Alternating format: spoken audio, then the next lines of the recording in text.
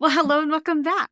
So today I thought it would be fun to explore an idea that popped up in my social media feed. Somebody shared a reel on Instagram and they said, not everyone was put here to evolve. Some people were put here to show you what happens when you don't. And I thought that was such an interesting idea to explore because as I thought about in my own life, okay, yes, I've always identified as somebody who's working to evolve and to learn and to grow. I consider myself the forever student, right? I love to read books. In fact, if I'm in a session with somebody and they mention, oh yeah, and I was reading this book and it was really helpful for me, I instantly add that book to my queue. I find that I am a voracious reader and I've always identified as someone who is evolving. But then I really got thinking about it and I thought, you know what? Maybe it's not so black and white that we're either someone who evolves or someone who remains. Maybe we're all kind of a mixture of those things because I'm pretty sure if I went out right now and I grabbed just 20 random people off of the street and I said, are you somebody who evolves? Do you want to evolve in your health, in your life, in your love, in your relationships? 100% of them would probably say, yeah, definitely. Yep, I want all of those things. And so therefore, I am somebody who is really working to evolve. And so it got me thinking, okay, yeah, so all of us probably think that we're someone who is evolving. And also, there are probably spaces and places in each of our lives where we're holding ourselves back, where we are choosing essentially to remain. And since it's really a lot easier for us to see this in other people, I thought I would share some really common examples. So, for example, we all have that friend who is constantly complaining about their partner. And at the same time that they're complaining about their partner, we can see that they aren't actually doing anything to create change. So, for example, the friend, maybe she isn't speaking up with her needs, or she isn't stating a boundary, or she isn't going to a coach or a therapist for support. So this friend might feel like she's being really productive by talking again and again and again about how unfulfilling her relationship is, or even how unhealthy it is. It can feel really productive. And also, if we're not using all of that as information in order to create change, then we may in fact be somebody who is choosing to just remain stagnant in relationship rather than actually using that as information to propel us forward and evolve the relationship. Or maybe this is that person who is always talking about eating better and getting into shape, but they just aren't sticking to a plan. So they think that, oh, well, but I've done it a few times. I should be seeing results. It must not work, right? But then if you look really close at what they're doing, then we might discover that, okay, every single time that they're going to the gym, then they're also rewarding themselves with McDonald's afterwards. So on the surface, it might look like they're wanting to create change for themselves, but they're essentially self-sabotaging and they're essentially choosing to keep their health exactly where it's at and remain because they aren't willing to sacrifice the things they need to sacrifice or commit to the things that will actually really create that lasting change. Or maybe it's that person who is constantly talking about how unfair it is that even though they have more practical experience when it comes to what it is that they're doing at work, then they find that there are people younger than them that actually have degrees that are making more money than them. And rather than actually sacrificing the time and the money and the energy to get the degree, even though they know what is needed in order for them to get that kind of money in their career, then instead they just keep talking about how they should be making more money without actually making any changes or doing any of the things, checking any of the boxes that the job has already established or their qualifiers. And so essentially, they too are choosing to remain. Or maybe it's that people pleaser. I have a lot of people pleasers that listen on here. And maybe the people pleasers, then they find themselves always feeling taken advantage of, and they're often feeling unseen, unheard, or undervalued. And yet, at the same time, they're not actually stating a boundary. They're not asking for reciprocation. They're not expressing their wants or their needs in order to create that balance that they're seeking in relationship. And so by not speaking up, then they are essentially choosing for things to remain the same in that relationship. Now, first, let me just alleviate any guilt or shame as I'm reading these examples, right? Every single one of us has been this person at least once in our lives, probably more like a dozen or more. Every single one of us has been that person. And it actually just really means that you have a very human brain. And that's why you're here, right? That's why you're here listening to this podcast, is you recognize that you have a very human brain. You recognize that, okay, and these are the tendencies that are coming up for me. And you recognize that you can learn how to manage your mind. And that is exactly what we do here on the podcast. So I'm so glad that you are here. That shows me that you are someone who is really wanting to create something more supportive for you, that you're wanting to create actual lasting change, which is so awesome. So first, we're going to talk a bit about why the brain oftentimes chooses to remain where it's at. And then we're also going to talk a bit about passive versus massive action and how that kind of also illustrates what's happening with choosing to evolve or choosing to remain. So first of all, why does our brain do what it does? Let me illustrate this by talking to you about the motivational triad, okay? This is what's happening in your brain with the motivational triad is three things. So the brain seeks out three things. It seeks pleasure, it seeks to avoid pain or discomfort, and it also wants to get what it wants with the least amount of effort possible. So let's kind of use the example of the person who gets McDonald's every time that they work out to reward themselves. So they are seeking pleasure, or they're seeking out a reward for being good every single time that they go to the gym. They're also avoiding pain by not only promising themselves that they can get a treat when they're done, but more than likely, if they feel like this is something that's hard and is going to be in need of a reward, they probably also are not giving it their full effort. They probably show up, and then when they get a little bit winded or they get a little bit tired, then they're probably saying, okay, well, it's good. I'll just head over to McDonald's. I've already showed up at the gym. I've done enough. So their brain is actually telling them that, okay, let me give you the reward because you did the minimal effort. So essentially, then their brain is wanting to see if they can get huge results from the very minimal effort. And this is when you're going to start to hear things like, but I've been going to the gym, but I've been eating right. And then you find out later this means that they've been to the gym twice and they ate a salad once during the week, right? So really getting clear on, okay, what is happening and am I actually taking the action needed in order to get the results that I am seeking? Now, I'm just going to be straight with you right now. The effort, it doesn't feel very good. I mean, we can actually train the brain to look forward to it so that working out is its own reward. And then we can get that amazing boost in energy. We can get that runner's high. There are a lot of things that actually feel good about working out, but it can take some time to get there.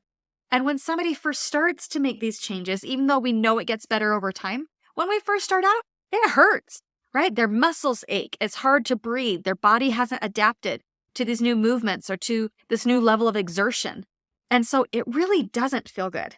In fact, I remember when I started, I was like, okay, yeah, I'm going to get super tough. It's going to be awesome. And I started really focusing on upper body work. And I really overdid it one day. And the next morning I went to put my mascara on and I could not lift my arm. It was almost comical. I was like, I don't know, like I have to remind myself that it's worth it. And I had to remind myself that no, this pain right now, it means that it's working. So yeah, the pain, it doesn't feel very good, but you can remind yourself that, all right, this pain is serving a purpose. Now, as I mentioned before here on the podcast, my husband recently ran the Boston Marathon, and it was such an amazing and inspiring experience. I'm going to be sharing a few of those things here today. But something that was really interesting was this conversation that we had with a friend of his that was going to be running with him. And this friend pulled out his notebook. It had his plan in it with everything that he needed to know, all of his pacing for the race. So, for example, he had the whole course mapped out. So he knew where the downhills were and how much time he could potentially gain on the downhills. He knew where the uphills were and how much time he could potentially lose there. And so he was really figuring all of that out and doing all of the math to figure out how fast he needed to run on each leg of this marathon in order to achieve his goal of gaining a personal record for running a marathon. So he showed us his plan and he knew he was ready. Now, after he presented his plan to us, he said something that I thought was a pretty big deal.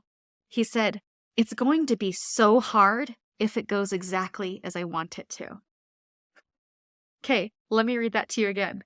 He said, "It's going to be so hard if it goes exactly as I want it to."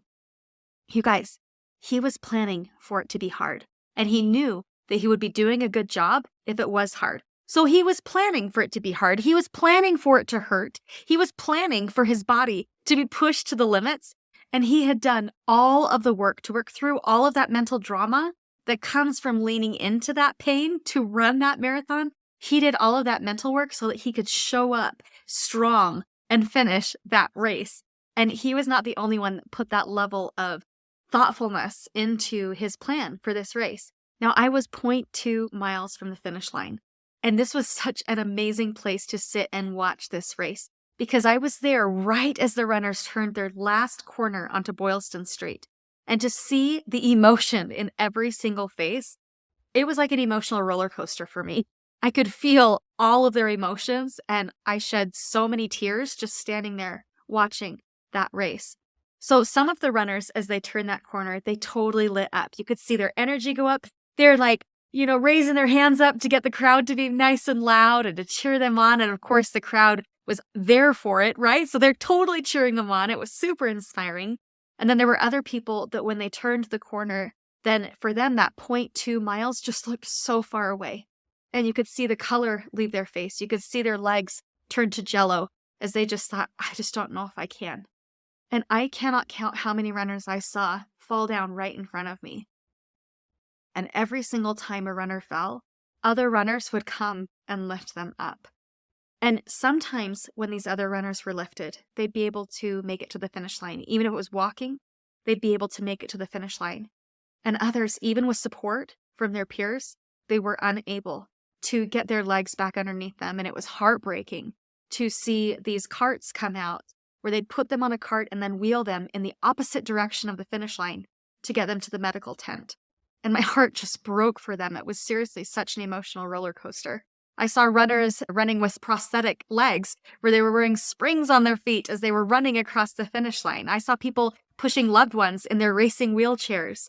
I saw soldiers that were running in full uniform with boots through that whole marathon. I saw many runners that were pulling out flags that represented their country so that they could just represent as they crossed that finish line, full of so much pride for what it was that they were bringing to the table. It was so inspiring. Now, there were about 30,000 registered runners for this event, and 25,530 actually finished. And in case you're wondering, my husband placed 14,561 overall. And as I told you here on the podcast, he wasn't even sure if he was going to make it for a while because of a calf injury. And surprisingly enough, while he did qualify for the Boston Marathon, which is huge, this was actually his slowest marathon time ever. He knew going into it that, okay, I'm going to be a bit slower because of this injury, but he finished, and he finished strong. It was so inspiring, and the energy from the crowd was amazing to see that many people showing up for support. Now, they estimated that there were about 500,000 spectators spanning that 26.2 miles for this race. So they were the girls at Wellesley College, and they lined the streets to kiss the runners. The Boston Red Sox, they plan every year to have a game let out at the same time that the marathon is going on so that the runners can have an entire stadium of people pouring out to cheer them on. In some of the smaller towns, then the residents would be out there with card tables and orange slices, playing live music on their guitars. It was just so inspiring to see that level of support. And also, those individual runners, that's not what their journey looked like leading up to that race. The journey to get to the Boston Marathon was not lined with cheerleaders. The journey to get there was individual people choosing to wake up each day and train, even when it didn't feel good. Even when no one was there to cheer them on, even when their mind was saying that they would rather be in bed, or that they would rather have some junk food, or that they would rather be anywhere else besides outside running that day. But they got up and they did it anyway. When we resist pain and discomfort, we are also resisting our own evolution. Now let me say that again. When we resist pain and discomfort, we are also resisting our own evolution. Now, thinking of those runners and thinking about your personal life, you get to decide what is important for you. You get to decide what level of discomfort you are willing to experience to get to where it is that you want to go. So, do you want to choose into the discomfort of that familiar but hurtful relationship? Or do you want to choose into the discomfort of stating your needs and setting those boundaries in order to create change and help that relationship to evolve? Do you want to choose into the discomfort of being overweight, out of breath, and unable to get up off of the floor? Or do you want to choose into the discomfort of healthy movement and healthy food and healthy portions so that you can actually live in the way that you want to and get around in the way that you want to? Do you want to choose into the discomfort of being underpaid for a job that you do really well? Or do you want to choose into the discomfort of going back to school at a later age to get that degree? Do you want to choose into the discomfort of feeling unseen, unheard, and unappreciated as you continue in your people-pleasing pattern, your people-pleasing ways? Or do you want to choose into the discomfort of speaking up, stating your boundaries, and asking for your needs to be met? We are all choosing every single day if we're going to evolve or remain. But both remaining the same and choosing to create change and evolve is going to be uncomfortable. Either way, you're going to be uncomfortable. But one form of discomfort is going to get you what it is that you really, truly want in life.